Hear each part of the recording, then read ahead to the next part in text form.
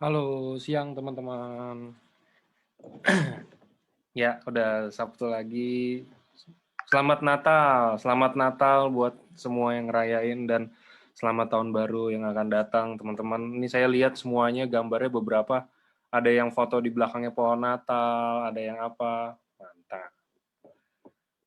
Oke, hari ini seperti biasa buat nemenin teman-teman semua yang nggak kemana-mana, yang nggak liburan. Nah, hari ini kita akan ada bahas tentang hipertensi. Kita akan bahas tentang tekanan darah. Jadi, tapi yang menariknya ini, biasanya kan kalau kita hipertensi yang kita tahu itu disambunginnya ke produk Subarasi, karena di Subarasi itu kan ada paten antihipertensif agent ya. Jadi kalau yang kali ini, Merry Christmas juga Bu Rahmawati. Jadi kalau yang kali ini kita akan bahas tentang Utsukushi-nya. Maksudnya bahas tentang Utsukushi itu kayak gimana sih? Nah, nanti bakal dijelasin sama di-sharing juga sama Dokter Buana. Hari ini nemenin kita Dokter Buana. Utsukushi, jadi nanti akan dibahas mungkin beberapa ada yang dari probiotik hubungannya sama darah tinggi itu gimana. Jadi biar teman-teman juga paham gitu loh. Jadi nggak hanya Subarasi aja yang bagus. Jadi kalau orang nanya, oh iya darah tinggi apa? Subarasi. Nah kalau yang Utsukushi anggapannya cuma buat cantik atau cuma buat tumor atau apa segala macam gitu. Memang mungkin lebih dalamnya itu pasti lebih dalam Subarasi. Cuman Utsukushi ini nantilah dijelasin sama Dokter Buana ada seberapa powerfulnya Utsukushi juga untuk hipertensi ya. Oke. Ya, Merry Christmas and Happy New Year semuanya. Ya.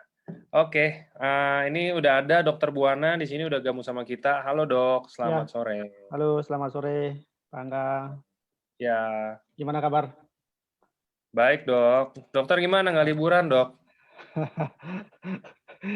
Tetap liburan, liburan di rumah. Ya, Iya liburan, cuman nggak kemana-mana aja ya Dok ya. nggak kemana-mana, benar. Iya, biasanya kalau udah lagi kayak begini hilang semua. Kayak saya tahun lalu juga saya hilang dok tahun apa tanggal-tanggal segini tuh. Ini sekarang aja nih ini udah di rumah nggak kemana-mana. Iya, iya, iya. Mau Disyukurin aja, kemana-mana disyukurin harus aja. dicolok lah mulutnya lah. Mau kemana harus Ya, tes ya, ya. dulu lah apa. Syukurin aja, disyukur. Hilang harus dia. Kok suaranya ini ya, apa namanya? Agak agak lambat ya?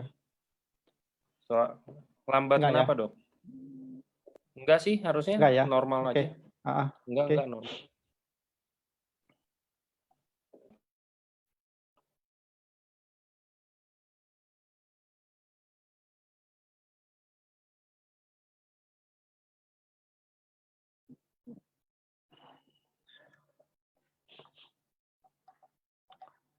Oke, Bapak Ibu, selamat sore semuanya.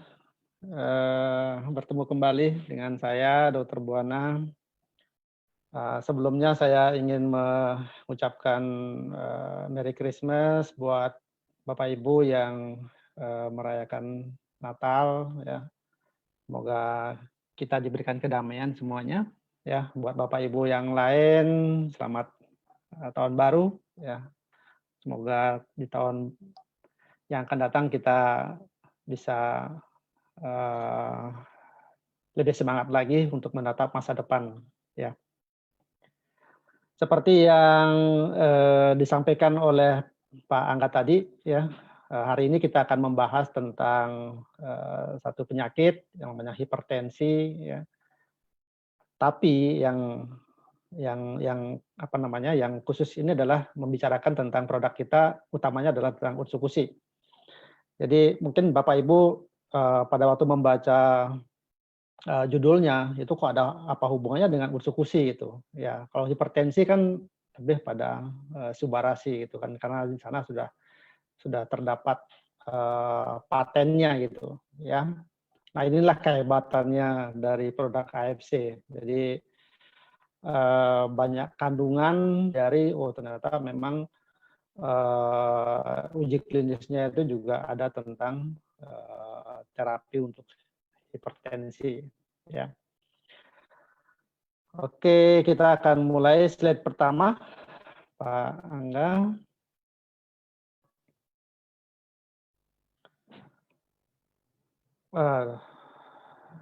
Ya, ini agak apa namanya? Oke, slide-nya agak terpotong. Ya, hipertensi ini sering disebut sebagai the silent killer ya. Silent killer itu ya pembunuh yang tersembunyi itu.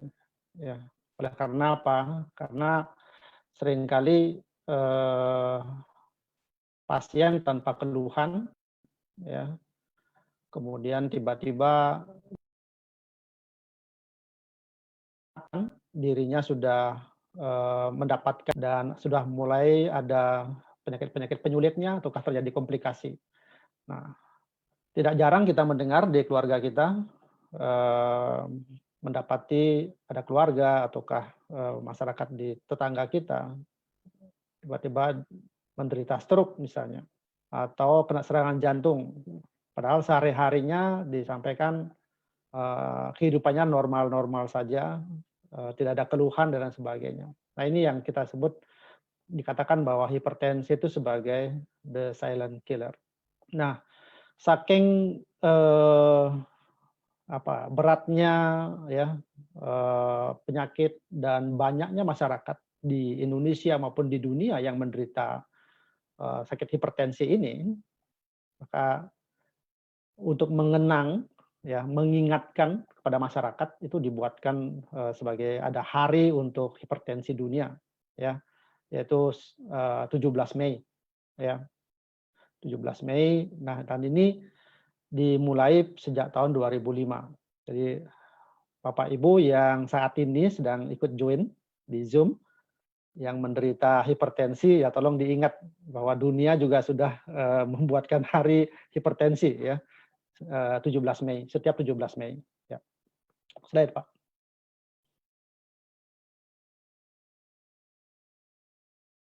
Nah, dari data ini data di Indonesia, ya, bahwa 25,8% yang ada di Indonesia itu mengalami hipertensi, ya. Hanya sepertiganya saja, ya, yang terdiagnosis. Bayangkan Bapak Ibu, ya, dari 25,8% penduduk di Indonesia itu yang mengalami hipertensi, hanya sepertiganya saja yang terdiagnosis. Nah, yang 2/3-nya itu tidak terdiagnosis, ya, dengan berbagai macam alasan kenapa sampai tidak terdiagnosis, ya. Nah, dan sebagian dari mereka itu menyatakan bahwa dirinya tidak menyadari, ya, tidak menyadari dirinya mengidap hipertensi, ya. Dan yang paling aneh lagi atau yang paling mengejutkan lagi bahwa dari sekian orang yang menderita hipertensi tersebut tidak banyak yang menjalani pengobatan secara rutin atau tidak ada satu obat yang dia konsumsi. Nah, ini yang sangat sangat beresiko sekali buat masyarakat ya yang menderita hipertensi tetapi tidak aware dengan dirinya atau tidak memeriksakan diri ke pusat kesehatan masyarakat atau ke dokter dan menjalani satu kehidupan tanpa obat. Ini yang sangat kita sayangkan ya. Makanya di data ini sangat jelas bahwa ya ketidaktahuan mereka tentang dirinya mengidap satu hipertensi atau sudah terdiagnosis sebagai hipertensi tetapi tidak mau untuk melakukan terapi ataukah pergi ke dokter ataukah fasilitas kesehatan dan menjalani pengobatan secara rutin ya. Oke. Next, Pak. Nah, ini yang tadi saya sampaikan permasalahan-permasalahan ya yang ada di permasalahan tentang penyakit hipertensi ini. Yang pertama adalah jumlah penderita ya di dunia dan di Indonesia itu sangat tinggi sekali. Ya, sangat tinggi sekali. Di dunia itu tahun 2015 WHO menyampaikan ada 1,13 miliar orang yang menyandang hipertensi. Artinya apa? 1 dari 3 orang di dunia ini terdiagnosis hipertensi. Bisa dibayangkan Bapak Ibu, ya. Dan diperkirakan tahun 2025 ada 1,5 miliar orang yang menderita hipertensi. Ini permasalahan, ya. Nah, permasalahan yang kedua adalah hipertensi ini merupakan pintu masuk untuk penyakit-penyakit lain yang menyertai. Ini. Jadi hipertensi itu dikatakan bahwa menjadi pintu masuk penyakit-penyakit lain yang menyertai, ya. Contohnya adalah penyakit jantung, ya, kemudian gagal ginjal, diabetes, stroke, dan lain sebagainya. Nah, jadi itu masalah besar, ya, masalah besar. Nah, dari sisi pembiayaan untuk terapi hipertensi itu juga sangat besar Bapak Ibu, ya. Barangkali Bapak Ibu yang ada di sini ada yang ikut menjadi peserta JKN, jadi saya ambil data dari BPJS, dikatakan bahwa tahun 2018 ini sudah 3 triliun rupiah yang dihabiskan oleh BPJS untuk menangani pasien hipertensi. Itu nilainya besar, ya. Tentu ini tidak bisa kita diamkan demikian lama penyakit-penyakit hipertensi ini. Jadi sekali lagi jumlahnya yang demikian besar, tentu ini nanti akan mengakibatkan satu risiko terhadap penyakit-penyakit lain yang akan muncul, ya. Di samping memang pembiayaan yang sangat tinggi. Ya. Lanjut Pak. Nah, ini angka kejadiannya, ya. Angka kejadiannya 53,3 juta ya kematian yang ada di dunia itu akibat dari penyakit kardiovaskuler itu sebesar 33,1%, ya. Kanker sekian persen. Jadi penyakit kardiovaskuler ini adalah penyakit yang menempati posisi yang paling tinggi ya di antara penyebab-penyebab kematian di dunia. Ya, kardiovaskuler itu bukan hanya sekedar hipertensi, tetapi ada penyakit-penyakit jantung dan pembuluh darah maksudnya. Ya, sedangkan di Indonesia juga menempati posisi yang tertinggi, ya 36,9%. Itu penyakit kardiovaskuler. Dan dari kardiovaskuler tersebut yang diakibatkan oleh hipertensi itulah 23,7%. Ini angka yang sangat besar Bapak Ibu, ya. Jadi di Indonesia ya sekarang kita ini bahwa penyakit kardiovaskuler atau lebih khususnya ini hipertensi adalah satu penyakit yang menjadi penyebab tertinggi kematian di Indonesia, ya. Jadi inilah saatnya kita harus ketahui informasi ini mendapatkan informasi ini kita bisa akan melakukan satu upaya apa yang harus kita lakukan terhadap saudara kita atau diri kita sendiri, saudara kita, ya keluarga kita atau orang lain yang kita ketahui menderita hipertensi, maka kita wajibkan mereka untuk ayo lebih aware diri mulai dari sekarang. Itu maksudnya, ya. Lanjut, Pak. Ya. Dari riset kesehatan dasar ya, Riskesdas ya, riset kesehatan dasar tahun 2018, 63 juta lebih penduduk Indonesia itu adalah menyandang hipertensi. Nah, ini. Jadi hipertensi itu akan bertambah sesuai dengan umur ya, jadi sesuai dengan umur. Jadi umur 55 sampai 64 tahun itu penderita hipertensi yang paling tinggi, jadi 55,2% ya. Nah, dari prevalensi hipertensi sebesar 34,1% itu diketahui bahwa sebesar 8,8% itu terdiagnosis sebagai hipertensi. Nah, ya. Dan anehnya lagi adalah 32,3% itu tidak rutin minum obat.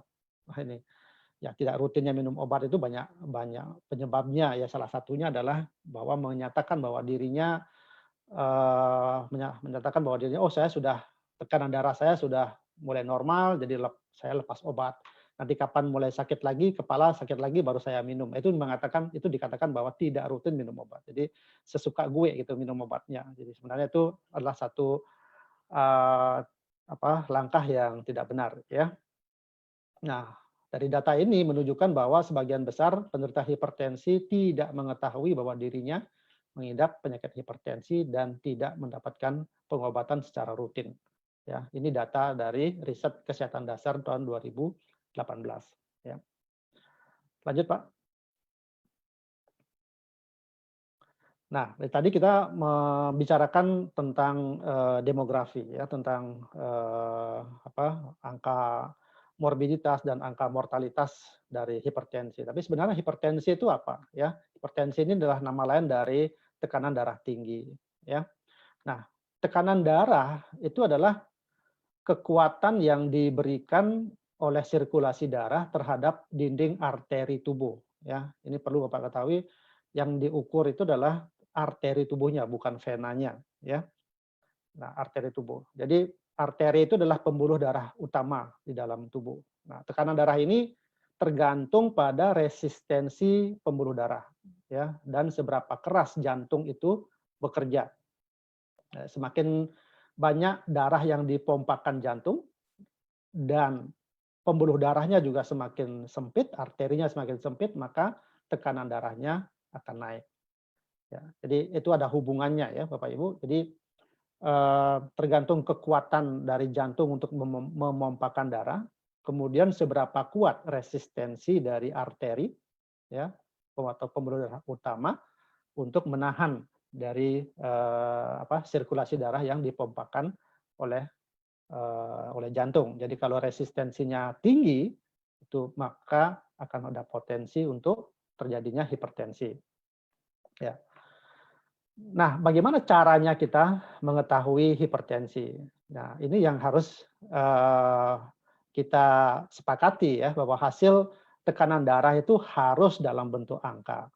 Ya, jadi kita mengukur tekanan darah tidak hanya memakai raba-rabaan gitu, ya, tetapi harus memakai alat di mana alat tersebut dapat menunjukkan angka seberapa tingginya ya tekanan sistol maupun diastol. Tekanan sistol dan diastol itulah yang nampak di dalam angka pada alat yang kita pakai ya. Jadi angka pertama sistol itu mewakili tekanan dalam pembuluh darah ketika jantung berkontraksi ataukah bergerak. Ya, jadi jantung ventrikel pada saat dia memompakan darah itulah yang dicek oleh alat berupa tekanan sistol ya. Kemudian tekanan yang di bawah diastol itu mewakili tekanan di dalam pembuluh darah ketika jantung beristirahat sejenak gitu ya. Jadi antara dia kontraksi pada saat dia tidak berkontraksi itu yang diukur di dalam tekanan darahnya. Jadi makanya ada namanya tekanan darah sistol dan tekanan darah diastol ya. Nah, jadi seseorang bisa dikatakan mengalami hipertensi bila mana diukur pada 2 hari yang berbeda. Ini yang standarnya sebenarnya ya, diukur pada 2 hari yang berbeda. Pembacaan tekanan darah sistol pada kedua hari tersebut itu lebih besar dari 140 mg Hg dan atau pembacaan tekanan diastolnya pada hari kedua adalah lebih besar dari 90 mg Hg. Ya, ini nanti kita akan jelaskan pembagian-pembagian bagaimana nilai-nilai yang didapatkan bila mana kita mengukur tekanan darah. Ya. Lanjut, Pak. Bapak Ibu, ini faktor risiko terjadinya hipertensi ya. Jadi seperti tadi dalam data Riskesdas bahwa angka hipertensi atau usia itu sangat dipengaruhi atau sangat mempengaruhi kejadian hipertensi ya. Nah, jadi risiko peningkatan hipertensi itu terjadi pada orang yang berusia di atas dari 65 tahun ya, banyak mengkonsumsi garam ya. Pengertian garam di sini bukan garamnya ya, tetapi ada bahan makanan yang di dalamnya itu banyak kandungan garam itu maksudnya ya. Kemudian kelebihan berat badan, obesitas ya, memiliki riwayat keluarga yang juga ada hipertensi ya, kurang makan buah dan sayur, jarang juga berolahraga ya. Minum kopi ini maksudnya kopi yang berlebihan ya, bukan saya juga sering minum kopi ya, maksudnya yang meminum kopi dalam jumlah yang berlebih ya. Kemudian terlalu banyak juga mengkonsumsi minuman keras. Nah, satu hal yang tidak kita bisa lupakan faktor risikonya adalah stres oksidatif ya namanya. Jadi sengaja saya taruh paling bawah ya karena ini nanti akan berhubungan dengan terapi dalam usus kusi itu tentang stres oksidatif. Nanti saya akan jelaskan bagaimana hubungannya antara stres oksidatif dengan hipertensi dan terapinya gitu ya. Lanjut, Pak. Nah, ada penyebab hipertensi ya. Ada dua jenis tekanan darah tinggi ya. Ada tekanan darah hipertensi primer dan hipertensi sekunder ya.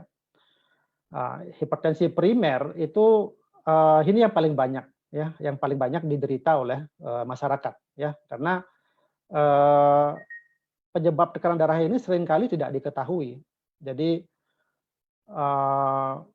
tiba-tiba dia mengidap satu penyakit hipertensi. Jadi tidak diketahui apa yang menjadi penyebabnya. Jadi sangat berbeda dengan hipertensi sekunder. Kalau hipertensi sekunder itu memang pada tubuh pasien itu sudah mengidap suatu penyakit yang nantinya penyakit tersebut akan menyebabkan hipertensi secara langsung. Jadi itu maksudnya ya. Nah, misalnya ada obstruktif sleep apnea ya.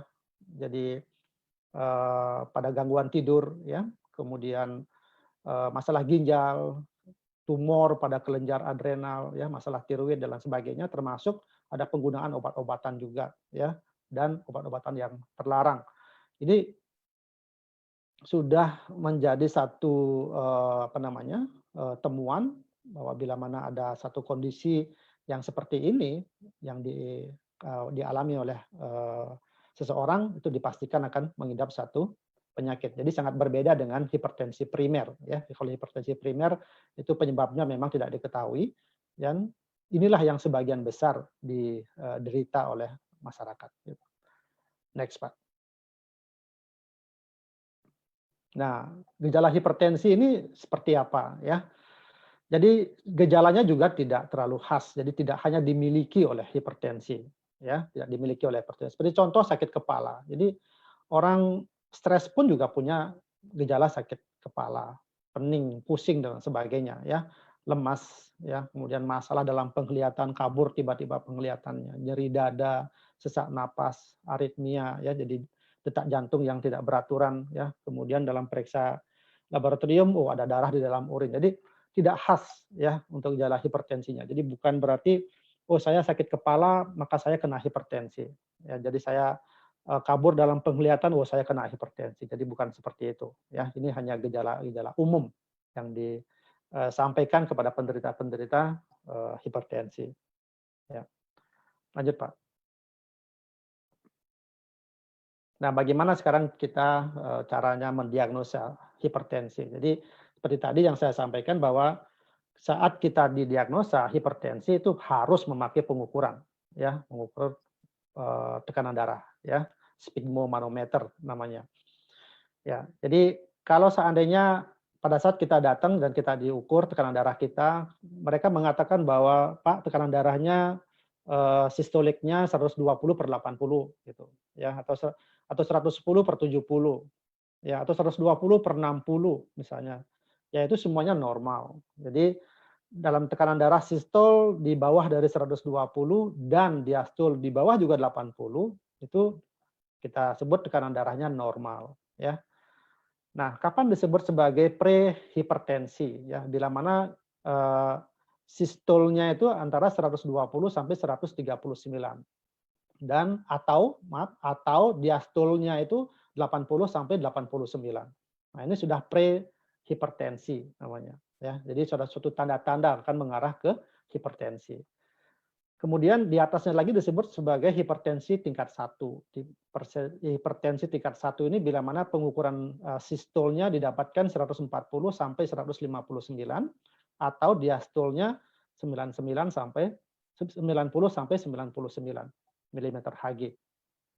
Nah, jadi Bapak Ibu bisa mengkategorikan diri sekarang. Oh, tadi pagi saya cek tekanan darah saya segini ya. Oh, berarti saya sudah mengidap penyakit tekanan darah tingkat 1 misalnya. Oh, karena tekanan darahnya antara sistolnya antara 140 sampai 159 ya. Atau diastolnya, oh tadi pagi diastol saya adalah 95, ya berarti sudah mengidap hipertensi tingkat 1. Nah, sedangkan hipertensi tingkat 2 ini di atas dari sistolnya, di atas dari 160 atau diastolnya lebih atau sama dengan 100 mm Hg. Ya, jadi ini ya Bapak Ibu kategori apa namanya tekanan darah orang pada dewasa. Jadi ini pembagiannya, salah satu pembagiannya ya. Oke, lanjut Pak. Nah, bila mana kita sudah mengetahui atau dokter sudah mengetahui pasiennya menderita penyakit hipertensi, ada satu strategi yang harus diterapkan untuk terapi hipertensi ini. Ya, kita tahu bahwa obat hipertensi itu banyak jenisnya. Ya, jadi untuk memilih obat di terapi awal itu apakah mempergunakan satu jenis obat ataukah melakukan suatu kombinasi beberapa obat anti hipertensi, ya. Nah, penilaian awal ini harus meliputi identifikasi faktor risiko, ya. Seperti tadi, faktor-faktor risiko seperti tadi, ya. Kemudian apakah ada komorbid tidak, ada penyakit penyerta yang lain tidak pada pasien ini, ataukah adanya kerusakan organ target enggak? Ya, jadi ini merupakan satu peranan penting dalam pemilihan obat anti hipertensi. Jadi tidak jarang keluarga kita ataukah Bapak Ibu yang sedang menderita hipertensi diberikan satu macam obat, kemudian pada saat kontrol berikutnya kok saya ditambahin lagi obat yang lain. Atau bisa-bisa dalam satu terapi itu kita bisa mengkonsumsi 2 sampai 3 macam obat, obat tablet atau obat oral ya. Nah, inilah yang saya katakan tadi, tentu dokter pada saat memberikan obat hipertensi ini mempertimbangkan hal-hal yang tadi yang saya maksud, ya. Nah, di samping itu dalam terapi hipertensi ini bahwa peranan modifikasi gaya hidup ini juga sangat penting, ya. Modifikasi gaya hidup atau lifestyle ini sangat penting, harus tetap kita lakukan. Jadi jangan hanya berpatokan dengan obat saja bahwa meyakini tekanan darah saya akan selalu normal. Ya, ini tetap perilaku kita dalam kehidupan sehari-hari. Contoh bahwa pengendalian makan yang tidak banyak mengandung garam ini penting sekali harus Bapak Ibu ketahui ya. Terutama makanan yang banyak mengandung garam itu harus dikendalikan. Ya, bukan dalam artian tidak boleh makan garam, tetapi jumlah garam yang terkandung di dalam makanan itu harus dikendalikan. Nah, ini yang sering sangat sulit untuk Bapak Ibu kendalikan bila mana keseringannya melakukan ataukah makan sehari-harinya itu di luar, ya. Karena apa? Karena tentu kalau kita makan di luar, makanan tersebut sudah diolah sedemikian rupa oleh di rumah makan ataukah di tempat makan, jadi sulit kita mengatur berapa kandungan dari garamnya. Nah, ini alangkah baiknya kalau misalnya Bapak Ibu di rumah yang sudah menderita penyakit hipertensi itu ya sesering mungkin melakukan ataukah makan makanan yang dibuat oleh diri kita sendiri. Jadi kita bisa mengukur berapa jumlah kadar garam, jumlah garam yang harus kita taruh di dalam bahan makanan tersebut ya. Selanjutnya kita memang harus istirahat yang cukup ya, olahraga yang teratur ya, mengurangi berat badan dan sebagainya. Ini lifestyle yang harus kita bisa kendalikan. Nah, perubahan gaya hidup ini dapat mempotensiasi ya kerja dari obat hipertensi. Jadi tadi saya sampaikan kalau obat hanya kita berpegang pada obat hipertensi saja tanpa kita mengendalikan satu kondisi lifestyle, tentu obat yang kita konsumsi juga tidak bisa optimal untuk bekerja menurunkan tekanan darah kita. Jadi sudah diperjelas di sana bahwa perubahan pola daya hidup bisa mempengaruhi potensiasi dari obat antihipertensi. Gitu. Lanjut Pak. Nah, ada beberapa jenis obat yang sering kita konsumsi ya. Ini ada 5 jenis obat ya yang selalu kita kelompokkan dalam 5 jenis obat ya. Dan dari beberapa jenis obat inilah yang bisa juga diperankan oleh produk kita nanti ya, terutama yang nomor 2 dan yang nomor 5 itu ya. Jadi peranannya obat-obat antihipertensi itu adalah sebagai untuk kandungan yang dapat melebarkan pembuluh darah. Ya seperti tadi kan kalau pembuluh darahnya menyempit sehingga tekanan dari jantung untuk memompakan darah juga akan besar. Inilah yang menyebabkan hipertensi. Tapi sekarang dengan obat maka pembuluh darahnya dibuat melebar gitu ya. Kemudian obat itu juga bisa menghambat renin ya. Jadi ada sistem renin angiotensin ya yang memiliki fungsi utama menghambat kerja enzim ya. Ini nanti kami akan jelaskan lebih lanjut ya. Enzim angiotensin yang dapat menyebabkan hipertensi ya. Jadi ini kelompok-kelompok obatnya. Oke. Lanjut, Pak.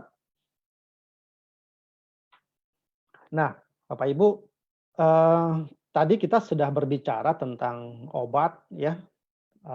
Jenis obatnya juga berbagai macam, ada 5 jenis obat. Kombinasinya ada single dose, ada juga multi dose yang dipakai ya. Pengertian kita itu bahwa kita secara psikologis kita bisa memahami bagaimana penderita hipertensi yang setiap hari itu sudah dipenuhi dengan berbagai macam obat ya di kantongnya ataukah di rumahnya setiap hari minum obat 3 sampai 5 macam ya, 3 kali sehari atau mungkin bisa lebih ya. Bayangkan bila mana kita ataukah keluarga kita mengalami hal yang seperti itu ya. Nah, maksud dari pertemuan kita ini menyampaikan kepada Bapak Ibu bahwa sekarang ini kan kita memiliki 2 jenis produk AFC yang saat ini ya. Di awal kami sudah menyampaikan bahwa SOP Subarasi ini yang kita kenal memang memiliki paten untuk menurunkan hipertensi ya. Satu patennya menurunkan hipertensi dengan kandungan sardan peptide-nya tersebut. Tapi ternyata setelah kita gali lagi dan kita cari lagi, Utsukushi ini juga memiliki peranan anti hipertensi di dalamnya ya. Jadi kita akan coba bahas ya untuk pertemuan ini adalah bagaimana peranan dari Utsukushi dalam rangka untuk menurunkan tekanan darah atau hipertensi. Oke, slide Pak. Nah, Bapak Ibu, kita ketahui dalam Utsukushi itu ada 9 kandungan utama ya, ada 9 kandungan utama. Nah, yang memiliki peranan untuk penurunan tekanan darah ini ada 4 ya. Jadi yang pertama itu adalah Takarakombu fucoidan ya. Kemudian ada probiotik, dalam hal ini adalah laktat aksid bakteri ya. Kemudian resveratrol dan yang terakhir adalah glutathione. Jadi ini 4 ingredient yang terkandung di dalam Utsukushi yang kalau kita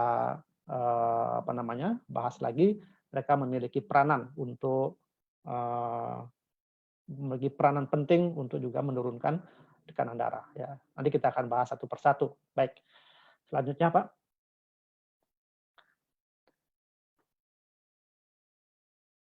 Ya, kalau Takarakombu fucoidan ini mungkin sempat dibahas oleh Dr. Wijaya ya beberapa hari yang lalu, di mana memang selain dia memiliki kemampuan untuk aktivasi NK cell, ini juga Takarakombu fucoidan ini juga memiliki manfaat membantu tingkat keenceran dari darah ya. Nah, kalau darah kita tidak terlalu kental ataukah dalam kondisi normal, baik itu oleh dari zat-zat yang selama ini menyebabkan kekentalan darah, inilah yang bisa menyebabkan ataukah menurunkan tekanan darah dan atau menjaga tekanan darah tetap normal ya. Nah, bagaimana peranannya itu kemarin juga sudah dijelaskan ya. Jadi dalam hal ini adalah Takarokumbu Fukuidan itu mempertahankan ya tingkat keenceran dari darah. Ya kita tahu kalau darah terlalu kental sehingga otomatis aliran darah di dalam pembuluh darah juga akan terhambat. Nah, apa yang terjadi kalau dia melambat, maka tahanan dari tekanan arteri itu juga pasti akan berat ya, pasti akan tinggi sehingga pembuluh darah atau ventrikel jantung pasti akan lebih berat untuk memompakan darah menuju ke seluruh bagian tubuh. Inilah yang menyebabkan maka terjadinya hipertensi gitu ya. Oke, ini tentang peranan dari Takarakombu Fukuidan. Oke, lanjut Pak. Nah, yang kedua kita kenal namanya resveratrol ya. Resveratrol seperti dalam slide ini ada beberapa manfaatnya ya, meningkatkan daya tahan tubuh, ada menurunkan tekanan darah, mengendalikan kolesterol ya dan lain-lainnya. Yang kita lebih pentingkan di sini adalah menurunkan tekanan darah. Jadi memang benar ya, resveratrol ini yang terkandung salah satunya terkandung di dalam anggur ya. Memang kita ketahui bahwa kandungan anggur banyak sekali, yang paling tinggi mengandung resveratrol. Nah, ini yang kita akan kita akan bahas bagaimana cara kerja dari resveratrol ini dalam menurunkan tekanan darah ya. Lanjut, Pak. Ya. Apa itu resveratrol ya? Resveratrol ini adalah senyawa tumbuhan golongan polifenol ya, yang memiliki efek antioksidan. Nah, ini. Jadi sebagai antioksidan, resveratrol itu dapat melindungi sel-sel dari aktivitas radikal bebas. Ya, jadi ini peranannya, dan inilah yang diteliti ya oleh peneliti yang mengatakan bahwa resveratrol ini sebagai memiliki kemampuan untuk sebagai antioksidan. Antioksidan inilah yang nanti berhubungan dengan menurunkan aktivitas radikal bebas. Ya, kita tahu bahwa radikal bebas itu nanti akan menjadi pencetus juga terjadinya hipertensi. Jadi seperti itu ya. Nanti kita akan ada slide berikutnya, Pak. Ada satu jurnal ya yang menunjukkan bagaimana peranan dari resveratrol tersebut ya. Next, Pak. Ya, ini. Ada satu jurnal di dalam penelitiannya ini ya, resveratrol itu dalam hal ini ada satu komponen formulanya yang namanya Evelor ya. Evelor itu suatu formula yang sangat kecil yang kita dapatkan, yang diekstrak dari resveratrol ini ya. Mereka melakukan penelitian selama 2 tahun ya, dan mengamati bagaimana perubahan dari pasien-pasien yang memiliki hipertensi, dan ternyata didapatkan bahwa resveratrol ini ataukah Evelor ini mampu untuk mengurangi tekanan darah ya ke level yang normal. Jadi cukup mampu mengurangi tekanan darah ke level yang normal ya, tanpa ada tambahan obat antihipertensi. Jadi seperti itu. Jadi pada penelitian ini ada 2 kelompok pasien ya, ada pasien yang diberikan obat antihipertensi, itu juga diamati bagaimana penurunan tekanan darahnya, dan ada pasien yang diberikan resveratrol ya, pasien hipertensi diberikan resveratrol juga, kemudian diamati bagaimana penurunan tekanan darahnya, dan ternyata sama ya, ternyata sama memiliki kemampuan. Jadi ternyata bahwa Evelor yang terkandung di dalam resveratrol tersebut memiliki kemampuan untuk menurunkan tekanan darah ke level yang normal. Itu ya. Oke, lanjut Pak. Jadi sudah ada 2 produk, 2 ingredient. Nah, yang ketiga ini adalah bagaimana manfaat dari glutathione ya. Glutathione ini kita kenal sebagai rajanya antioksidan ya. Jadi rajanya antioksidan, kemudian menurunkan risiko terpapar radikal bebas. Nah, jadi 2 manfaat yang terkandung dalam glutathione inilah yang nanti berhubungan dengan stres oksidatif. Seperti tadi saya bilang bahwa stres oksidatif salah satu faktor risiko yang terjadinya hipertensi. Nah, stres oksidatif itu apa pengertiannya? Jadi suatu keadaan di mana jumlah radikal bebas di dalam tubuh itu melebihi kapasitas tubuh untuk menetralkannya. Jadi terlalu banyak radikal bebas yang masuk ke dalam tubuh, ya. Radikal bebas itu apa? Ya, radikal bebas itu adalah suatu atom, ya, satu atom yang kehilangan elektron, ya. Satu atom yang tersusun di dalam sel itu yang kehilangan salah satu elektronnya, sehingga terjadi ketidakseimbangan elektron. Nah, ketidakseimbangan inilah yang mengakibatkan sel tersebut tidak menjadi sel yang normal, tetapi dia memiliki fungsi yang lain. Terlalu banyaknya sel yang sedemikian itu mengakibatkan kondisi yang tidak bagus buat organ tersebut.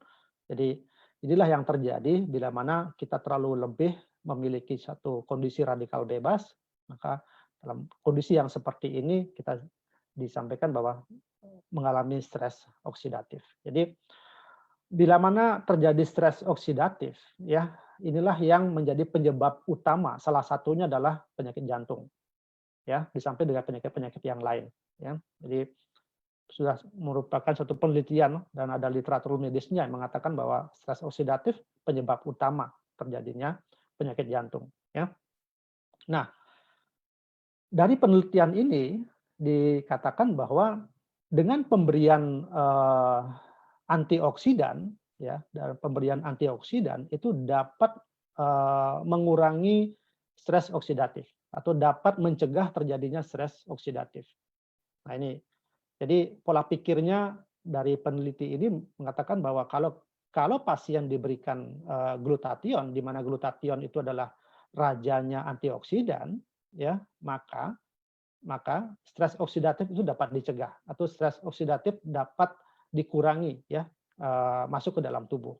Dengan adanya pencegahan dan pengurangan stres oksidatif, ya maka kondisi penyakit jantung akan dalam hal ini adalah hipertensi akan semakin lama akan semakin membaik. Itu dari kita sampaikan di dalam uji atau ke dalam jurnalnya. Sebentar kita akan lihat. Next, Pak. Nah ini. Oke, yang ketiga, yang keempat ini adalah bagaimana peranan probiotik dalam hubungannya dengan hipertensi, ya. Nah, di dalam ursukusi itu ada probiotik yang ada laktat acid bakteri, ya. Jadi asam laktat, ya. Jadi suatu kelompok bakteri gram positif yang menghasilkan asam laktat. Nah, ini bakteri ini bisa membunuh dia tahan dengan asam lambung, kemudian dapat menghambat pertumbuhan bakteri-bakteri yang lain. Nah, kemampuan inilah yang dimanfaatkan oleh suatu produsen makanan, ya, untuk menghasilkan suatu bahan makanan yang baik, ya, seperti yogurt, ya, kemudian keju, mentega. Nah, ini ada bahan makanan disebut dengan susu asam. Nah, ini nanti kan susu asam ini yang diteliti nanti oleh peneliti adalah satu jurnal. Inilah yang dapat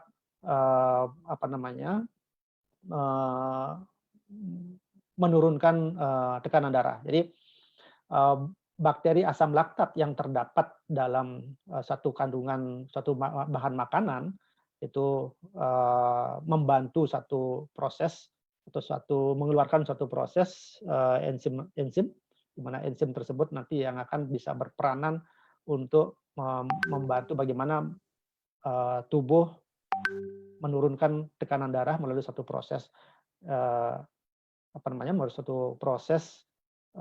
alur dalam penurunan tekanan darahnya, ya. Oke, nanti kita lihat di dalam jurnalnya. Oke, next, Pak. Nah, ini bagaimana efek dari suplemen probiotik dalam menurunkan tekanan darah. Jadi secara dalam penelitian ini kalau saya lihat, ya, bahwa ada satu bahan aktif peptida, ya, di mana itu dihasilkan dari fermentasi susu, ya, dari susu asam yang tadi saya sampaikan sebelumnya, ya, yang memiliki satu efek yang baik dalam menurunkan tekanan darah. Nah, ini, ya. Jadi peptida tersebut yang disebut sebagai IPP dan VPP, ya, itu yang dimana ini merupakan satu hasil dari fermentasi susu. Ini menunjukkan efek berupa angiotensin converting enzim inhibitor. Jadi menghambat enzim ACE namanya. Jadi ya angiotensin converting enzim. Ya, inilah cara kerjanya dia ya. Jadi kita tahu ACE inhibitor ini akan mencegah pengubahan angiotensin 1 menjadi angiotensin 2 ya. Dan nanti coba saya akan gambarkan bagaimana mekanisme dari ACE inhibitor ini dalam menghambat terjadinya hipertensi ya. Slide berikutnya, Pak. Ya, kita ini sedikit nanti akan berbicara ke masalah medis, tetapi penjelasan saya ini maksudnya bagaimana peranan dari probiotik di mana di dalamnya itu memiliki peran sebagai ACE inhibitor, di mana sama dengan obat-obat yang dipakai selama ini ya oleh dokter untuk mengobati penyakit hipertensi. Barangkali Bapak Ibu ada yang pernah mengenal yang namanya captopril, isonipril, lisinopril itu seperti pril seperti itu golongannya adalah ACE inhibitor ya. Jadi nah ini secara diagram gambar bagaimana efek dari angiotensin 2 itu mengakibatkan terjadinya kerusakan-kerusakan di dalam organ yang vital kita ya. Kalau ke ginjal dia bisa meningkatkan renin, meningkatkan produksi renin, di mana renin itu nanti berfungsi untuk mengubah angiotensinogen menjadi angiotensin ya. Kemudian dia bisa mempengaruhi hati untuk memperbanyak terjadinya aldosteron, mengakibatkan tingginya aldosteron menyebabkan terjadinya tekanan darah juga meningkat ya. Kemudian kalau dia ke otak itu bisa meningkatkan inflamasi dan menyebabkan aterosklerosis, bisa menyebabkan stroke ya. Dan kalau dia ke jantung itu pasti akan membuat otot jantung jadinya menebal oleh karena terus terjadinya hipertensi dan mengakibatkan gagal jantung. Nah, semua kondisi-kondisi ini kalau kita biarkan ya, seperti tadi saya bilang bahwa tingginya tekanan darah itu menjadi pintu masuk timbulnya penyakit-penyakit yang lain. Ya, inilah yang saya katakan salah satu peranan timbulnya hipertensi itu memakai peranan dari siklus renin angiotensin, dan inilah yang harus kita kendalikan ya dalam obat yang namanya ACE inhibitor, tetapi dalam probiotik ini juga memiliki peran dia dalam jalur namanya ACE inhibitor. Jadi itu penjelasan singkat dari ini, mudah-mudahan Bapak Ibu bisa memahaminya ya, secara awam saya katakan seperti itu ya. Baik. Lanjut, Pak. Nah, ini penjelasan ulang lagi ya mengenai cara kerja dari probiotik ya. Jadi cara kerjanya kalau ACE inhibitor yang tadi itu ya, kalau ACE inhibitor itu mengakibatkan kalau dia diberikan ACE inhibitor, maka pembuluh darah yang tadinya menyempit itu akan menjadi melebar, yang kita kenal sebagai vasodilatasi namanya ya. Jadi kalau kita lihat ini ada di dalam gambar ya, dengan pemberian probiotik itu ada menyebabkan penampang dari pembuluh darah itu agak melebar, sehingga tekanan darah secara otomatis dia akan lebih turun dari yang sebelumnya gitu ya. Bahwa memang benar pemberian probiotik ya dalam hal ini ada dalam usukusi itu bisa memperbaiki cardiovascular disease ya, penyakit-penyakit kardiovaskuler. Jadi demikian banyaknya peranan dari kandungan yang ada dalam usukusi ini ya. Lanjut, Pak. Nah, yang produk kita yang kedua ya, mungkin saya tidak akan banyak membahas masalah ini karena sudah sering kita bahas sebelumnya ya, bahwa subarasi karena dia memiliki kandungan sarden peptide ya, itu memang secara paten sudah memiliki kemampuan untuk menurunkan tekanan darah ya. Lanjut, Pak.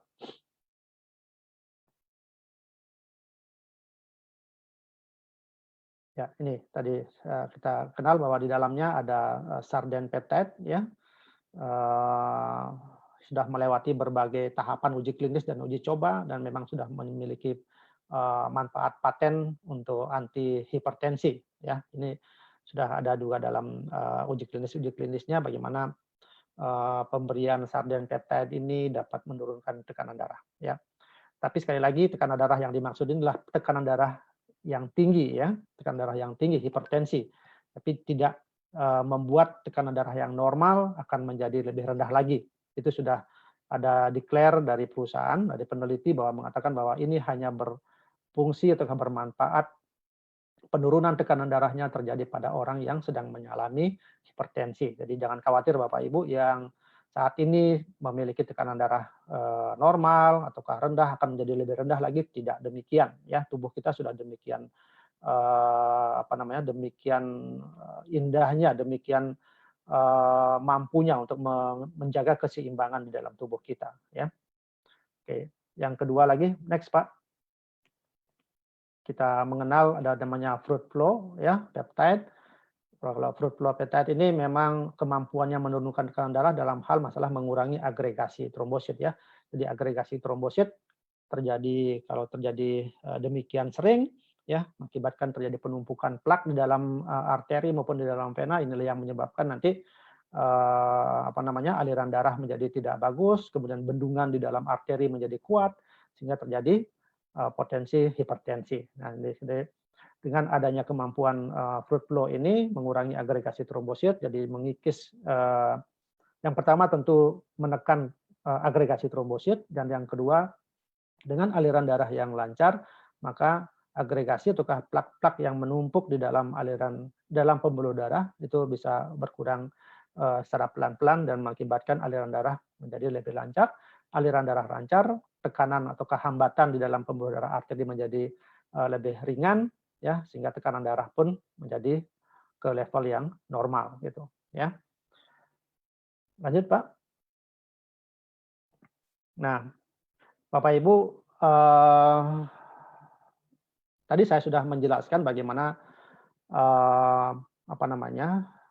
kandungan-kandungan produk yang ada di dalam ursukusi maupun di dalam subarasi ya. Tapi tadi saya lebih menekankan ke dalam ursukusi. Jadi produk AFC ini dalam hal ini adalah ursukusi itu memiliki kandungan yang kaya manfaat ya bagi kesehatan manusia ya, karena bahan-bahannya tidak hanya dia memiliki satu fungsi ya yang kita kenal seperti tadi tekar kombu fokoidan misalnya. Jadi ternyata banyak manfaat yang dimiliki. Demikian juga glutathione, demikian juga resveratrol ya, demikian juga asam laktat, bakteri asam laktat dan sebagainya ya.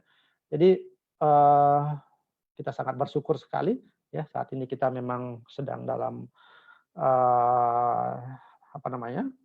konsumsi produk ini, dan kita tahu sekarang lebih banyak mengetahui bahwa kandungan yang ada dalam produk ursukusi ini tidak hanya memiliki satu fungsi tetapi banyak fungsi ya.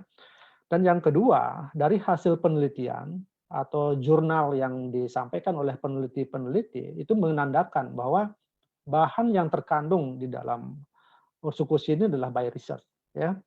Jadi tidak asal comot bahan-bahannya, tetapi itu melalui satu penelitian yang panjang ya untuk bisa mendapatkan hasil. Kemudian dari hasil tersebut itulah yang dimasukkan ke dalam komposisi dari ursukusi.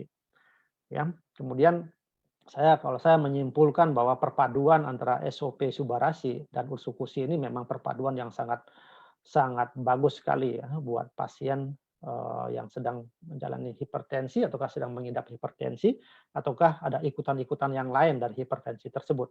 Ya, jadi kalau selama ini kita mengenal bahwa hipertensi hanya bisa diterapi dengan subarasi saja ya, tapi ternyata tidak ada salahnya kalau kita menggabungkan pemberian subarasi dan ursukusi bagi penderita hipertensi ya. Lanjut Pak.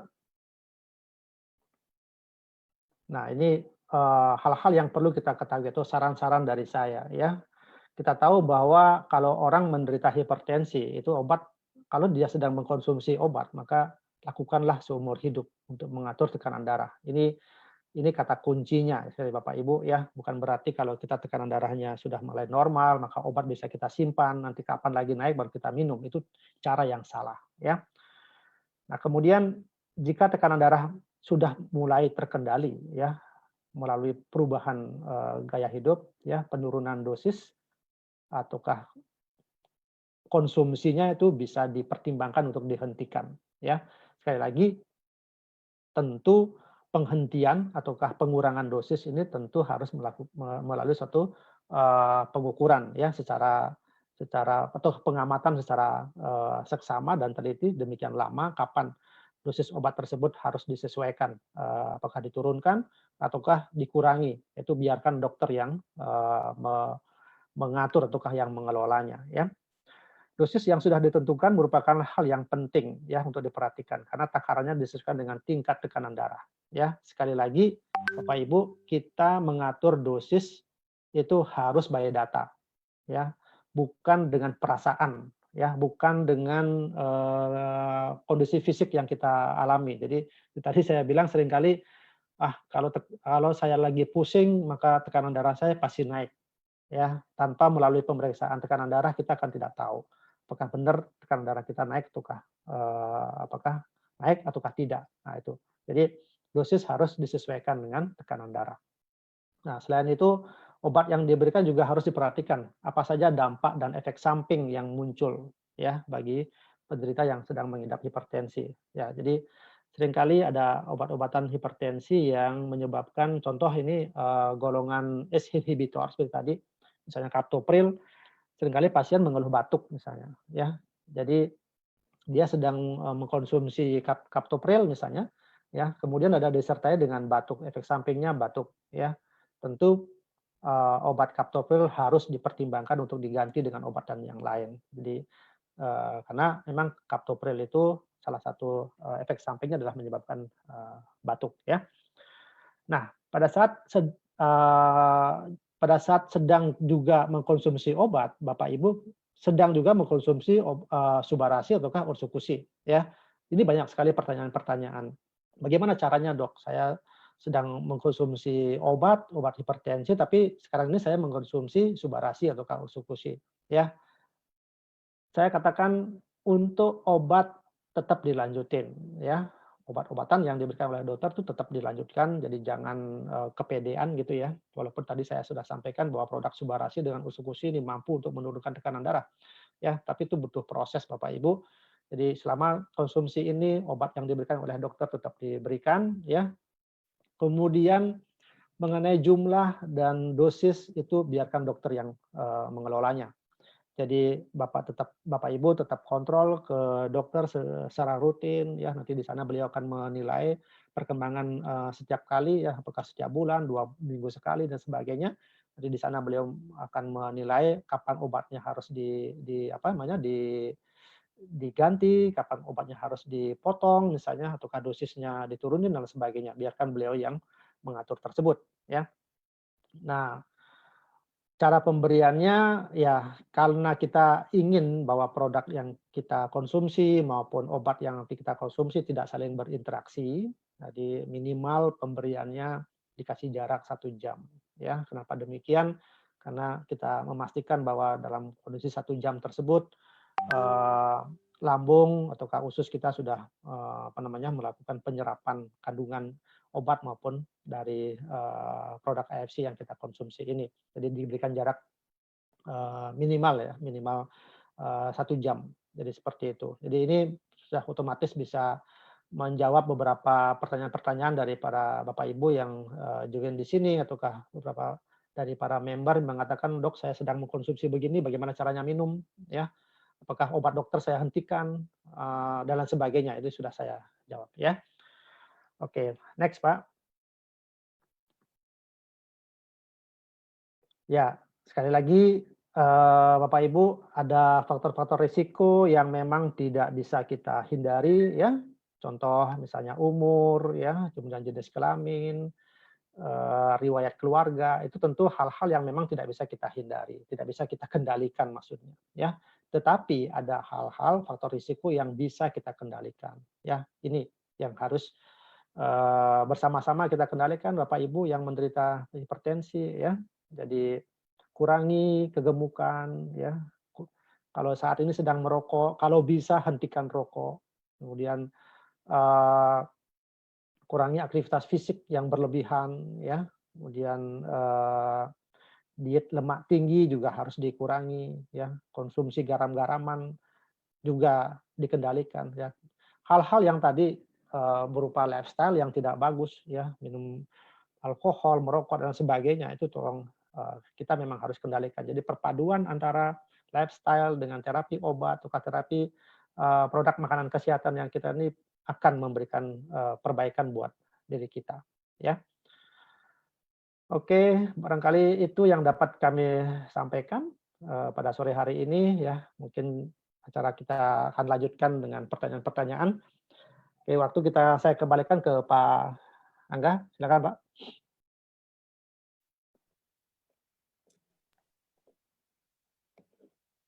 Iya dok, oke, thank you dokter. Nah, sekarang kita ke pertanyaan sebentar ya.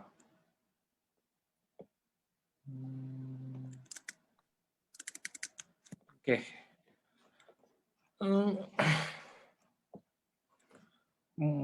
Selamat Natal.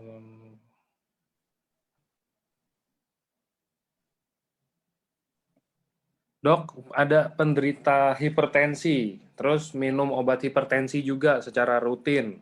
Ya. Nah, kalau misalkan konsumsi Utsukushi atau Subarashi kita bilang, apa suatu saat itu akan bisa lepas dari obat itu atau hanya mengurangi konsumsi dosisnya aja dari obat hipertensinya sendiri?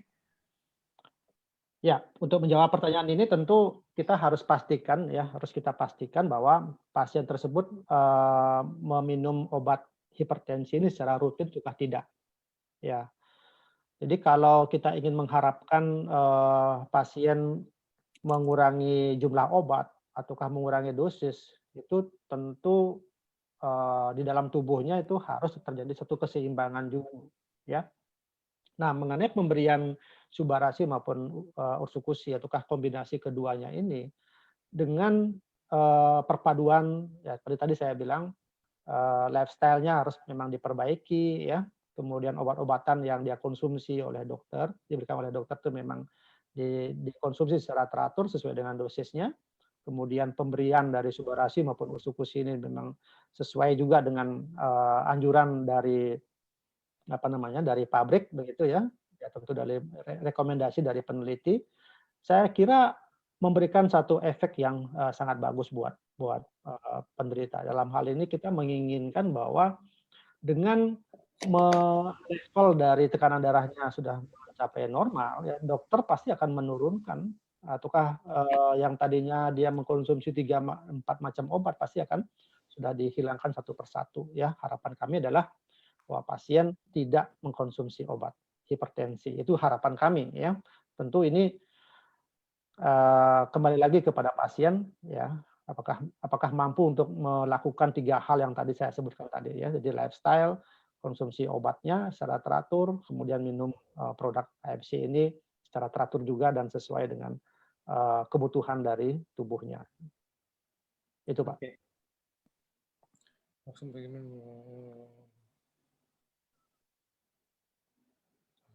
apakah Dok, kalau darah kental itu, Ya. apakah bisa meningkatkan risiko kena hipertensi atau enggak? Malah atau Ya. udah darah kental udah nggak ada apa-apa? Ya, darah kental ini kan pengertiannya kandungan lemak jenuh ya, lemak istilahnya seperti itu yang memang tinggi di dalam aliran darah ya. Jadi tentunya seperti tadi disampaikan bahwa tingginya lemak gitu ya, tingginya lemak atau komponen-komponen darah yang lain yang menyebabkan dia lebih mengental itu menimbulkan potensi ya, menimbulkan potensi penumpukan kerak-kerak di dalam pembuluh darah ya.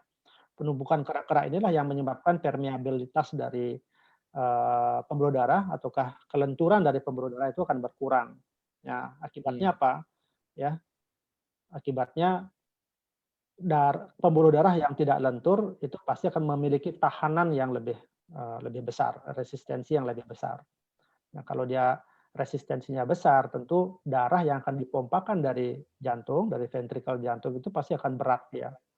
Nah, lama-lama pasti jantung pasti akan membesar ya. Efeknya adalah terjadi hipertensi. Itu lingkaran yang bisa yang pasti terjadi ya kalau seandainya, eee, pada pasien yang memiliki, apa namanya, kolesterol tinggi ya, atau trigliserid tinggi dan komponen asam-asam, garam lemak yang banyak di dalam dirinya tidak terkendalikan, itu pasti lambat laun mengakibatkan hipertensi. Itu ada hubungan langsung ya. Oke. Dok, kalau ada komplikasi hipertensi dan diabetes, terus ada bawaan juga jantung bocor. Ya. Nah, konsumsinya Utsukushi bisa ngebantu nggak? Atau tetap harus Subarasi atau keduanya 50-50 atau gimana, Dok? Ya. Eee, Seperti tadi saya bilang, kombinasi dari Subarasi dan Utsukushi ini itu sangat komplit ya, sangat komplit. Artinya, kalau kita menginginkan efek dari hipertensinya itu kedua-duanya punya kemampuan untuk membantu menurunkan tekanan darah, ya. Kalau kita menginginkan patennya, dari Subarasi misalnya untuk regenerasi sel sangat bagus sekali kalau terjadi, diabetes, kalau terjadi gangguan organ yang lain tentunya itu pasti akan terjadi regenerasi. Jadi dengan kemampuan regenerasi maka semua fungsi organ itu menjadi perlahan menjadi membaik kembali kan seperti itu ya. Jadi saran saya kalau dengan kondisi yang seperti begini kalau memang mampu untuk me me apa namanya, membeli ya, ini mohon maaf mungkin terkendala masalah pembelian atau biaya, ya. Kalau memang mampu untuk membeli ya silakan mengkonsumsi kedua-duanya, ya. Tapi kalau misalnya tidak, ya mungkin saya lebih menyarankan ke Subarasi, gitu, ya. Kalau memang harus memilih ya, yang mana Dok antara Subarasi maupun Utsukushi gitu ya, saya lebih merekomendasikan adalah ke Subarasinya, gitu. Oke. Oke, ini ada yang tanya perihal hipertensi. Dok, saya usia 44 tahun. Ya, Kalau tekanan darah rata-ratanya 125 sampai 90. mhm. Apakah tetap dikategorikan dalam prahipertensi? Karena saya konsult ke dokter A dikatakan hipertensi. Tapi saya ada konsult juga ke dokter B dikatakan normal karena sesuai dengan kondisi usia. Nah, itu kira-kira gimana tuh, Dok? Ya, kalau di dalam, konsensusnya kan tidak mengatakan usia ya, tapi di sana dikatakan sebagai apa, orang dewasa gitu ya. Nah, dalam pembagian-pembagiannya itu di sana kan jelas sekali ya, kapan disebut sebagai, normal, kapan sebagai prehipertensi, kapan sebagai hipertensi tingkat 1, tingkat 2 ya. Kalau saya mengatakan tadi karena, di atas 120 ya, untuk sistolnya, kemudian diastolnya udah 90, ya itu tentu sudah di atas dari normal itu. Apakah kategorinya nanti, sebagai prehipertensi maupun dia sebagai hipertensi derajat 1, ya itu nanti sesuaikan dengan nilai yang didapatkan pada saat dilakukan pengukuran. Tapi kalau dari data yang disampaikan seperti begini, itu memang sudah menunjukkan ke arah terjadinya hipertensi. Jadi ini suatu suatu kondisi yang harusnya hati-hati ya, hati-hati karena kalau kita bilang normal itu sebenarnya tidak normal ya, terutama di diastol. Ya makanya bagi ya Bapak atau Kak Ibu yang menanyain ini, itu ada potensi ya, ada potensi untuk terjadi kenaikan tekanan darah. Jadi tentu harus ada pengendalian-pengendalian ya, sedari awal yang harus dilakukan untuk mencegah, naiknya tekanan darah lagi ataukah mencegah terjadinya komplikasi akibat dari hipertensi. Hmm, hmm, hmm. Dokter apa? Mana?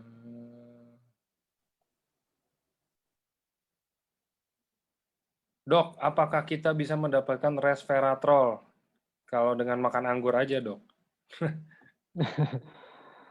Iya, resveratrol tentunya itu melalui satu proses,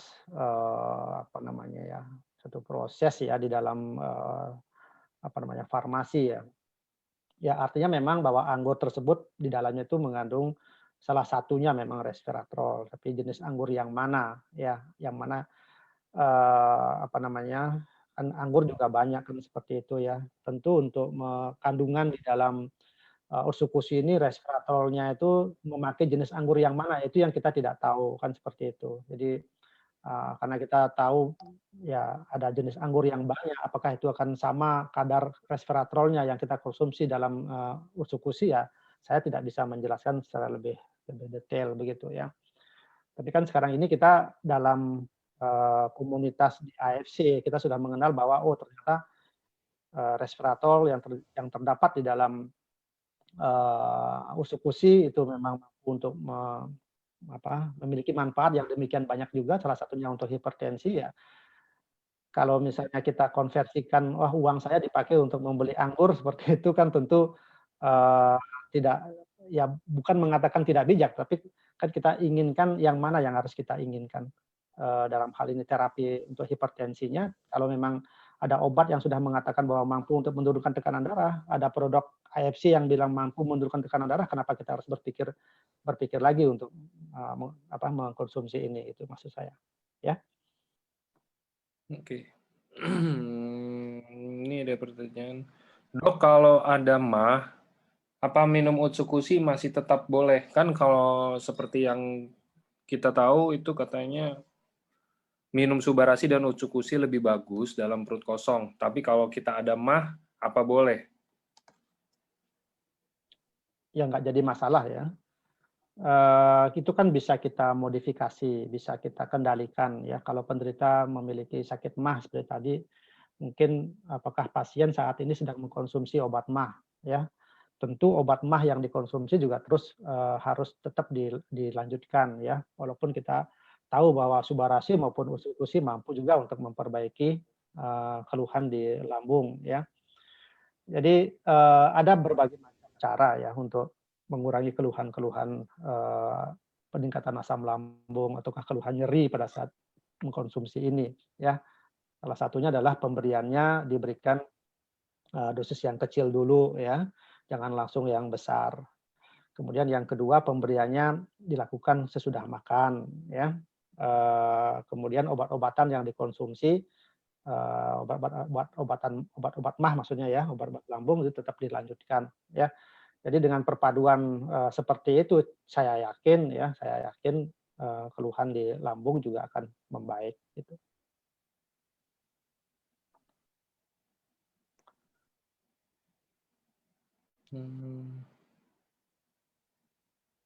Nah, ini ada yang pertanyaan general, tapi ya ini mungkin ya sebenarnya harus Gimana Pak? dijawab juga sih. Takutnya ntar orang jadi misleading untuk yang bagian pengertiannya. Dok, konsumsi obat hipertensi jika dikombinasi kita ada konsumsi juga Subarashi. Terus efeknya multiple nggak sih dok? Jadi ntar darahnya dari yang darahnya dari yang normal kita konsumsi Subarashi juga, terus nanti tiba-tiba jadi encer banget, jadi malah bermasalah atau malah enggak, atau misalkan kalau kita misalkan tekanan darahnya normal tapi kita konsumsi Subarashi, apakah ntar tekanan darahnya jadi nggak normal dok? Nah, ya ini memang banyak ditanyakan sama pasien maupun member ya yang memiliki pasien barangkali. Ya sekali lagi saya katakan bahwa tubuh kita itu sudah merupakan dokter yang hebat gitu ya. Tubuh kita tuh suatu organ yang demikian hebatnya gitu. Ya dalam hal ini adalah menjaga keseimbangan ya, menjaga keseimbangan. Sama dengan pasien yang sudah mengkonsumsi obat seumur hidup lah gitu seperti obat-obat hipertensi. Apakah obat hipertensi tersebut akan benar-benar menurunkan tensi sampai serendah-rendahnya ya? Tentu juga tidak kan begitu. Itu juga ada defense dari tubuh kita untuk tetap mempertahankan bahwa organ kita itu tetap hidup gitu ya. Organ kita itu harus tetap dapat suplai darah yang membawa oksigen dan nutrisi gitu ya. Bayangkan kalau misalnya tekanan darahnya rendah sekali gitu, sehingga aliran darah menjadi berkurang. Apakah hal yang seperti begini yang dicari kan? Tentu tidak gitu ya. Jadi tetap yang kita harapkan adalah tubuh tetap dalam proses fisiologis ya, tetap dia target organ dalam aliran darah ini, terutama dalam sel ataukah organ tersebut harus tetap dalam kondisi yang seimbang. Ya, Subarasi tadi disampaikan tidak menyebabkan tekanan darahnya yang sudah normal menjadi lebih rendah seperti itu ya. Tubuh kita itu sudah tubuh apa ya paling hebat ya. Jadi tidak menyebabkan hal-hal yang kita khawatirkan seperti itu ya. Bisa dibayangkan kalau seandainya saya misal ya, yang sudah 1,5 tahun kurang lebih ya mengkonsumsi SOP dan sekarang dilanjutkan dengan Subarasi misalnya. Tekanan darah saya selama ini masih, normal begitu dan kemarin saya cek tetap aja normal gitu ya. Jadi tidak ada kekhawatiran yang berlebih yang seperti itu ya. Itu Pak jawabannya Pak. Yap, mantap.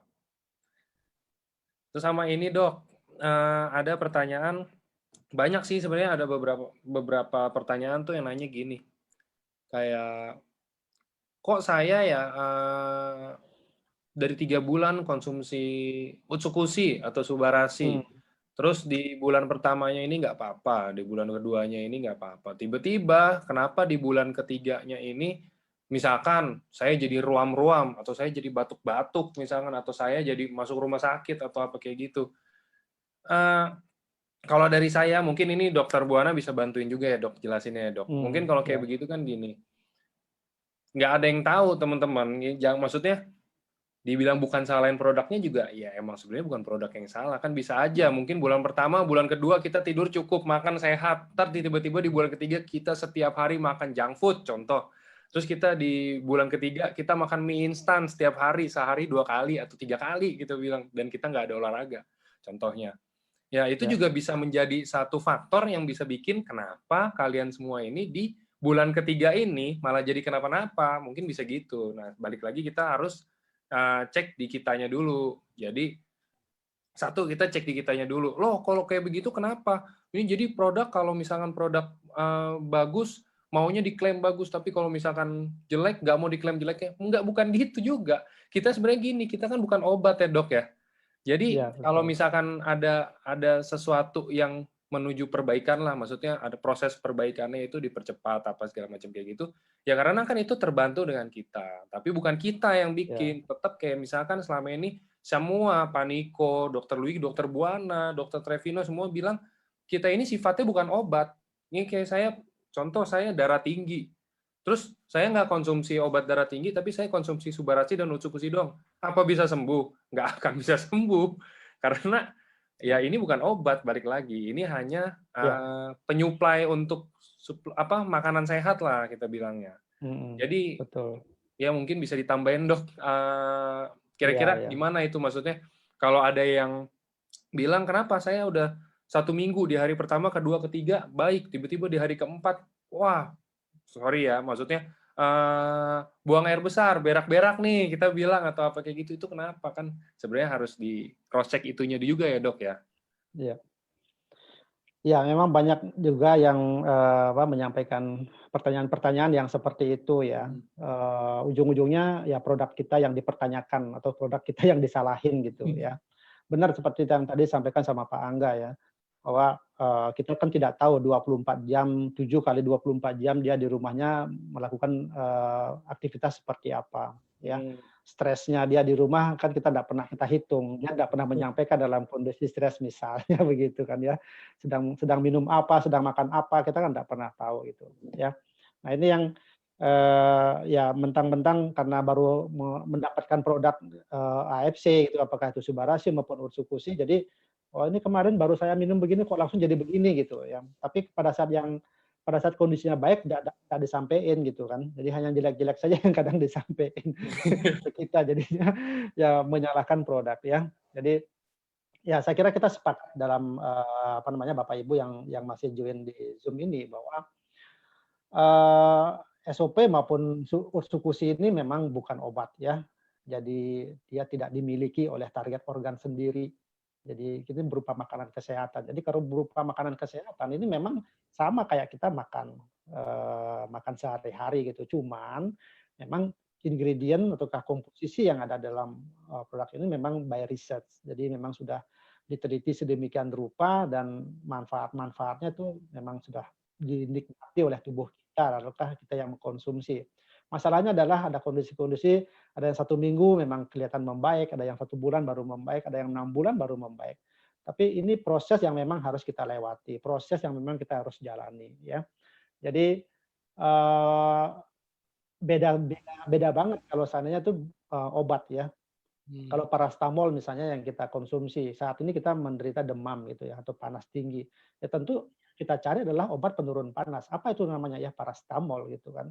Nah, kalau dia tidak memiliki manfaat penurun panas, jadi bukan paracetamol namanya gitu. Ya karena dia sudah dipatenkan untuk menurunkan panas. Tapi kalau yang Subarasi, ya Subarasi bisa ngobatin jantung nggak? Enggak, karena dia memang bukan untuk memang bukan untuk jantung gitu ya. Tapi ya kandungan yang ada di dalamnya itu memiliki paten kemampuan untuk menurunkan ada kemampuannya untuk menurunkan tekanan darah, memperbaiki jantung, memperbaiki sel-sel jantung, memperbaiki sel-sel ginjal juga, memperbaiki sel-sel saraf juga. Ya seperti itulah kerjanya dari produk ini, gitu ya.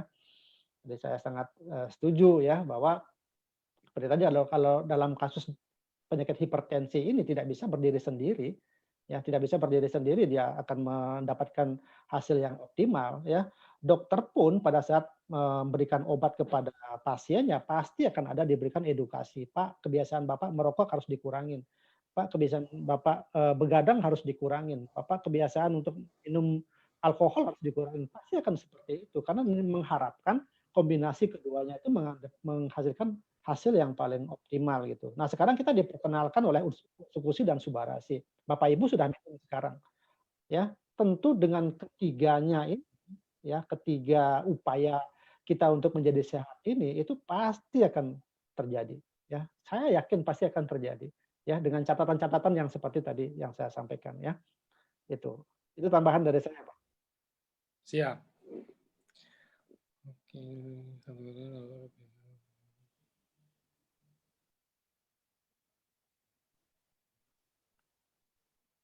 Oke, nah ini ada pertanyaan lagi. Sebentar tadi. Oh iya nih. Sore dokter, hipertensi dan kolesterol adalah satu kesatuan yang dapat terjadi di dalam tubuh. Dengan penjelasan dokter yang barusan itu, yang tentang hipertensi, kemudian ada 4 kandungan di Utsukushi yang dokter jelaskan tadi, apakah serta-merta dapat membantu pasien-pasien kolesterol juga? Lalu prebiotik yang ada di dalam Utsukushi yang mampu menghambat kerja enzim yang berlebihan itu, apakah dapat membantu kendala kesehatan mah dan apakah bisa dengan single dose? Iya, kalau saya, tadi sampaikan tergantung sekarang kan begini. Kalau demikian banyak kombinasi penyakit yang ada di dalam tubuhnya ya, tentu, dengan pemakaian satu produk tentu juga tidak akan bisa maksimal ya.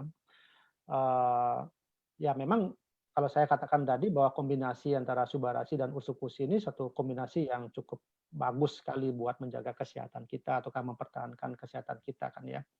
Tapi kalau seandainya pada saat, sebelumnya kita mengenal ini Bapak Ibu sudah menderita suatu penyakit, ya, dan memang obatnya memang sudah ada, ya tentu terapi obat yang diberikan oleh dokter itu tetap dilanjutkan Bapak Ibu, ya. Itu kata kuncinya di situ, Pak. Jadi jangan jangan, istilahnya membuang obat dokter kemudian, dengan gagahnya harus minum ini saja gitu ya.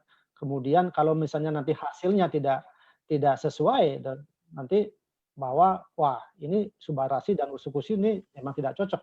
Ya memang sekali lagi saya katakan memang tidak sebagai obat gitu ya. Nah, lain halnya kalau ya, kalau Bapak Ibu sebelumnya tidak ada mengkonsumsi obat, ya sama sekali tidak mengkonsumsi obat, kemudian mengenal, Subarasi maupun Utsukushi ini dan melakukan terapi untuk, sakit yang diderita ini dengan seperti begini, ya itu lain lagi halnya, ya. Jadi kalau memang meyakini bahwa, kandungan di dalam Utsukushi maupun Subarasi ini mampu untuk menurunkan kolesterol, mampu untuk mencegah tekanan darah tinggi misalnya dan sebagainya, ya kenapa enggak gitu, ya silakan.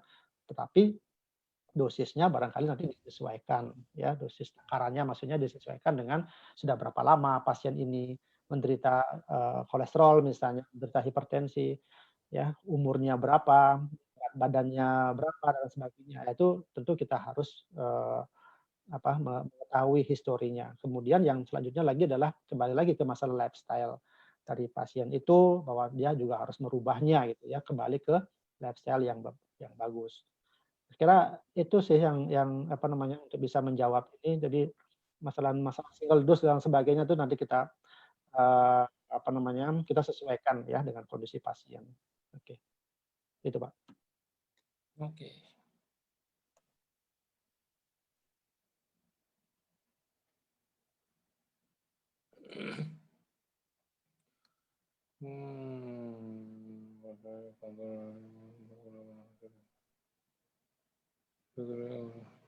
Dok, ada yang konsumsi SOP dulu, terus pas konsumsi Subarasi, kadang-kadang dia minum 2 Subarasi di dalam 1 hari. Terkadang ketika minum 2 Subarasi itu dia ngerasa pusing ketika cek 100/60. Biasanya 110/70. Apa itu ada pengaruhnya? Perubahan dari SOP 100 ke SOP Subarasi itu apa memang bisa ada kayak begitu, Dok? Atau karena hal lain mungkin? Ya. Perubahan tekanan darah itu kan bisa dipengaruhi oleh beberapa kemungkinan ya. Jadi, apakah akan menurunkan tekanan darah seperti itu? Ya bisa saja juga memang terjadi karena memang, efeknya, tetapi kan apa namanya, tekanan darahnya itu kan masih tekanan darah yang normal, ya. Nah, kembali sekarang penyesuaian tubuh dari pasien tersebut dengan penurunan tekanan darah tersebut, ya hanya levelnya 10 lebih rendah, seperti itu apakah akan berdampak kepada, aktivitasnya dia sehari-hari ataukah tidak. Itu kan individual sekali, apa namanya, setiap orang pasti akan berbeda. Ya, kadang ada pasien yang diturunkan, 10 milimeter Hg aja, dia mengatakan, "Wah, kondisinya lebih bagus dengan penurunan yang seperti begini." Jadi itu sangat individual sekali ya, tidak juga mengatakan bahwa apakah ini karena perubahan dari SOP 100 menjadi SOP Subarasi yang menyebabkan seperti itu, ya kami juga tidak bisa memastikan ya.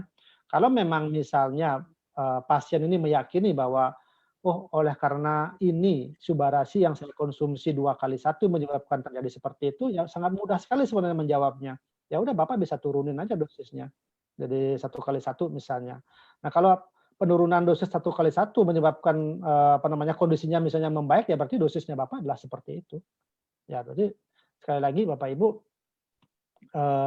yang kita pegang itu bukan semakin banyak dosis akan semakin juga membuat kondisi kita menjadi lebih lebih sehat dan lain sebagainya. Oleh karena apa? Kalau tubuh kita juga memiliki satu kondisi yang balance gitu ya. Pengobatan ini tidak ada yang kita kejar, ya harus 1 tahun harus, 1 bulan harus sembuh, 2 bulan harus sembuh, tidak bisa juga kita mengatur tubuh kita sedemikian, ketatnya begitu ya. Jadi kita kalau saya ya, kalau anut yang saya pakai ya, aturan yang saya pakai, yang saya pegang adalah memulainya itu dengan dosis yang kecil ya. Dosis yang kecil maksudnya terutama pada orang tua ya, pada orang tua yang sudah mengidap penyakit, jantung dengan komplikasi misalnya. Orang-orang yang sudah mengkonsumsi demikian banyak obat ya, orang-orang yang mengkonsumsi obat, penekan imun misalnya seperti itu, yang demikian lama. Nah, saya kadang memberikan satu saran mulai dengan dosis yang kecil ya, baik Subarasi maupun Usukusi. Karena tubuh kita pada saat itu perlu penyesuaian, perlu adaptasi yang smooth ya, yang halus begitu ya, agar pasien menjalani terapi, produk AFC ini dengan nyaman gitu ya. Banyak kondisi-kondisi pasien yang mengatakan, menjadi pusing ya, menjadi mual, muntah, menjadi, tidak enak badannya. Ya ini yang kita hindari ya. Kita menginginkan pasien atau penderita, mengkonsumsi produk AFC ini dengan nyaman, dengan, apa namanya, dengan enak begitu. Ya jadi kita pun memberikan, saran kepada pasien juga dengan yang baik gitu ya. Itu Pak, Oke, ya. siap. Oke, Dok, saya pikir cukup untuk hari ini karena Ya, kayaknya ini udah pada keluar rata-rata semuanya. ya. Karena mungkin ya ini masih hari libur ya, masih nuansa libur juga. Ya. Oke, kalau gitu. Tapi Terima cukup kasih cukup Dokter banyak juga Buana. sih, cukup banyak Iya. sih yang ikut ya di Zoom, Dokter juga mau lumayan. liburan kan, Dok? Katanya, Dok. Mau naik naik gunung apa sih, Dok, kalau di Bali, Dok? Naik Gunung Batur. Soalnya teman-teman saya juga Ya. lagi pada ke Bali, Dok. Cuman saya enggak, udahlah, ntar ada Zoom apa gitu. Tadinya kalau saya pikir ada Dokter Buana, kita Zoom di Bali, Dok, langsung. Iya. Iya. Sekali-sekali kita Oke, Zoom di Bali. iya. Ya Iya. udah, thank you Ya. Dokter Buana, thank Terima you kasih juga banyak Pak Angga, teman-teman semua. Bapak Ibu, terima Thank you, kasih selamat banyak Natal ya. semuanya teman-teman. Semoga sehat Sampai ya. ketemu. Selamat Natal, tahun baru ya. Oke. Tahun baru enggak, kalau tahun baru nanti masih ketemu saya lagi Senin kayaknya. Senin besok nih masih sama saya lagi. Oh Jadi gitu. nanti tahun barunya di hari apa ya? Hari Rabu mungkin ya. Iya hari Oh Rabu. ya ya ya. Tanggal 31 lah pokoknya nanti Ya. pokoknya saya pasti ucapin selamat tahun baru. Thank you semuanya. Happy Thank holiday you. semuanya. Thank you Ya. Dokter. Sama-sama Pak Angga. Selamat sore Sore. semuanya. Sore.